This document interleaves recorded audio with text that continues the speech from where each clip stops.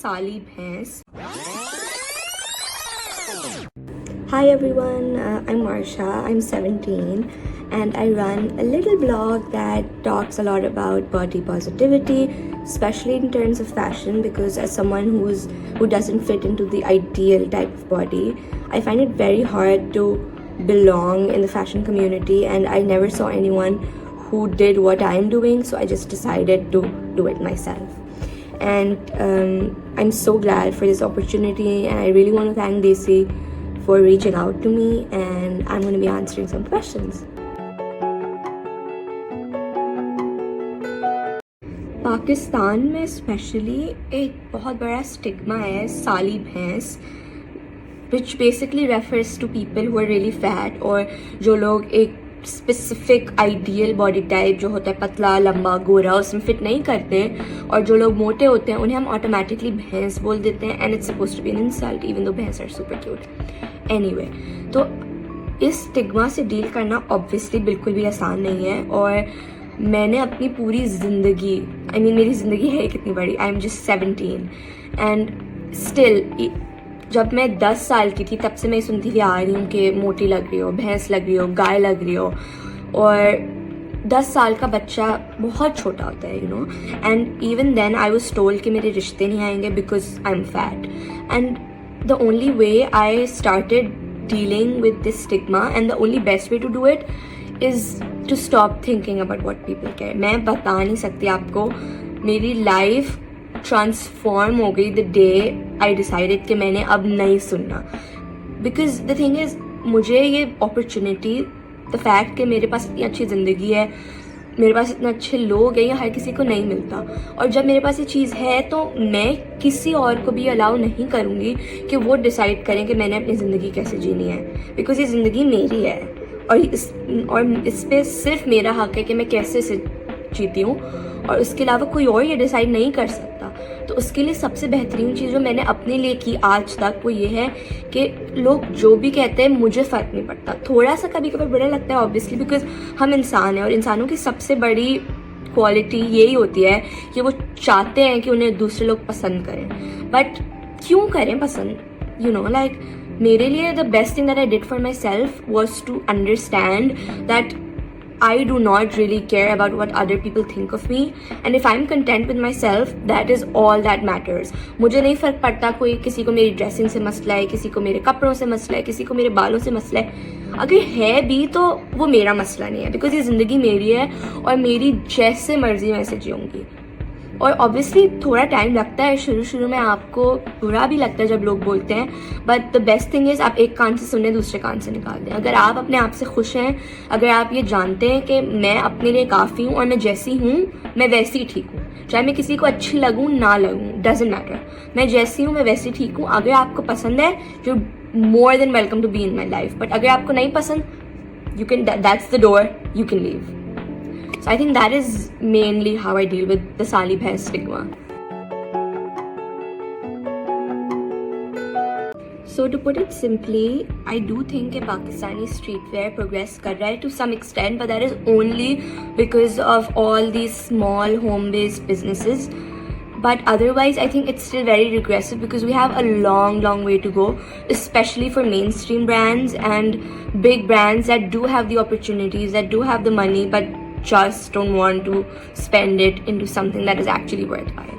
जहाँ तक Pakistani street wear की बात है, I think it's both progressing and regressing, it's 2 steps backward and 1 step forward, because the thing is कि मैंने इतने सारे ब्रांड्स देखे हैं, मोस्ट ऑफ देम जो अभी स्टार्ट हुए हैं, they started by teenagers, young adults, and there very small businesses, but वो इंक्लूसिव भी हैं, वो अफोर्डेबल भी हैं और वो सस्टेनेबल भी हैं, ठीक है। और हालांकि ये काम बड़े ब्रांड्स का होना चाहिए, बिकॉज यू सी कि जब आपके पास एक बड़ा ब्रांड होता है ना, आपके पास पैसे हैं, आपके पास अपॉर्चुनिटीज़ हैं, आपके पास हज़ारों लोग हैं जो आपके लिए काम कर सकते हैं। और मुझे पता है कि इंक्लूसिव होना, डाइवर्स होना, सस्टेनेबल होना एक ब्रांड के लिए एक्सपेंसिव चीज़ है, और ये सारी चीज़ें हम बड़े ब्रांड से एक्सपेक्ट करते हैं क्योंकि ज़्यादातर आवाम उन्हीं से कपड़े ख़रीदती है।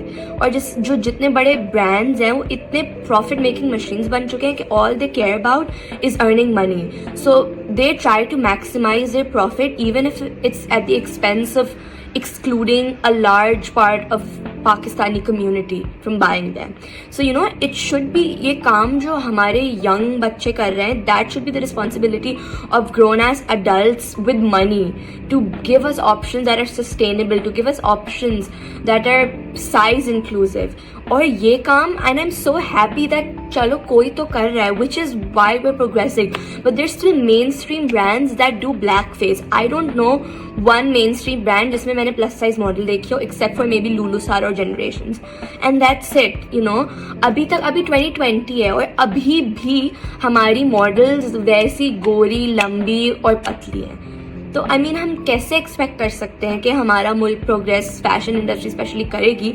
It's not like we don't have talent, हमारे पास टैलेंट है, हमारे पास रिसोर्सेज हैं, बट द थिंग इज जिन लोगों के पास रिसोर्सेज है ना, वो सारे पुरानी मेंटालिटी के प्रॉफिट इंसेंटिव लोग हैं, and they do not really care about what the community and what people really want.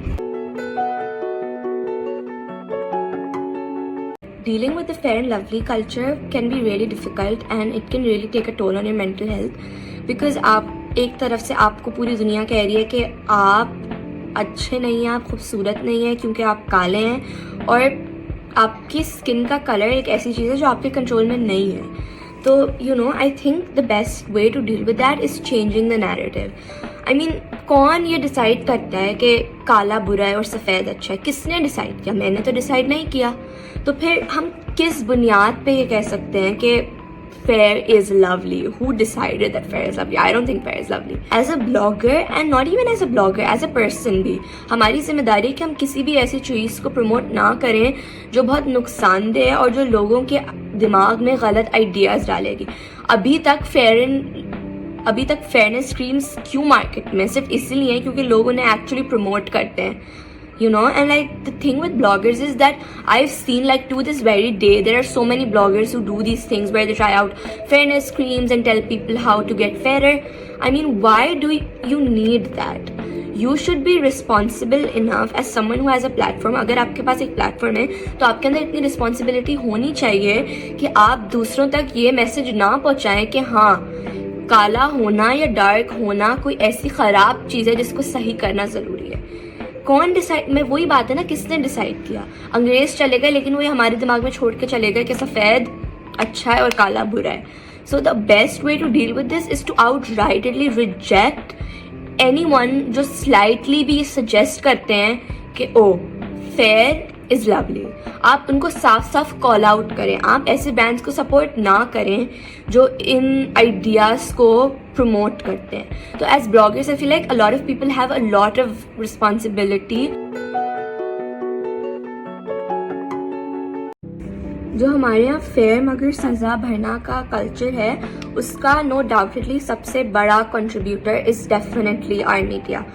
क्योंकि देखें, बचपन से जब से मैं देखती आ रही हूँ, टीवी हो गए, मैगजीन्स हो गए, ड्रामाज हो गए, जो भी है उसमें मैंने हमेशा गोरी मॉडल्स देखी हैं, पतली मॉडल्स देखी हैं, गोरे कार्टून्स देखे हैं. मैंने कभी कोई ऐसा देखा ही नहीं जिसकी स्किन कलर मुझसे मैच होता हो, जो मेरे जैसा दिखता हो. और जब मैंने ऐसा कभी देखा ही नहीं तो मेरे दिल में, मेरे दिमाग में ये बात बैठ गई कि हाँ, अगर टीवी पे सब गोरे आते हैं और अगर सब गोरे लोगों को देखते हैं तो इसका मतलब यही है कि जो लोग गोरे हैं, जो लोग फेयर हैं, वो ही अच्छे हैं, वो ही खूबसूरत हैं. तो मैं आपको एक पर्सनल बात बताऊँ. मेरी छोटी बहन है एंड जब हम छोटे थे तो उसका कलर मुझसे काफ़ी लाइट था और मैं 4 साल की थी जब मुझे ये फील होना शुरू हो गया कि मेरी बहन मुझसे ज़्यादा प्यारी है. और मैं बाकायदा रोती थी and I would be so jealous of my sister who was literally 2. मुझे लगता था कि वो मुझसे ज़्यादा खूबसूरत है क्योंकि उसका रंग गोरा है. तो यू नो, और ये सिर्फ ये इसलिए नहीं हुआ क्योंकि मुझे किसी ने कहा, बट मैंने जब टीवी पे देखा, मैंने हर जगह देखा कि जो भी प्यारी लड़की होती है वो हमेशा गोरी होती है. तो मुझे ये बात मेरे दिमाग में बैठ गई कि हाँ, सिर्फ प्यारा वही है, प्यारा सिर्फ वही है जो गोरा है, और जो गोरा नहीं है वो प्यारा नहीं है. तो मीडिया का बहुत बड़ा रोल है, बिकॉज अभी भी आप देखें इतने सारे मॉर्निंग शोज़ हैं, मॉर्निंग शोज़ बहुत बड़ा प्लेटफॉर्म है स्पेशली पाकिस्तानी औरतों के लिए। इतने सारे मॉर्निंग शोज़ हैं जो अभी भी फेयरनेस क्रीम्स, फेयरनेस इंजेक्शंस को प्रमोट करते हैं। और जब आपको पूरी दुनिया ये कह रही है कि गोरा होना ज़रूरी है, नहीं तो आपको सज़ा भरनी पड़ेगी, तो आप क्या करेंगे? आपका दिमाग, आपकी जो शख्सियत है वो यही सोचेगी ना कि जब सारी दुनिया मुझे ये बता रही है, हर मीडियम मुझे ये कह रहा है कि गोरा होना ही सही बात है और मेरा काला होना गलत बात है, तो मैं यही सीखूंगी। तो आई फील लाइक मीडिया की बहुत बड़ी रिस्पॉन्सिबिलिटी है for people like me, people who are dark skinned or people who are plus size to emerge, especially into mainstream fashion and branding. I feel like it's very important for brands to keep people's need before profit.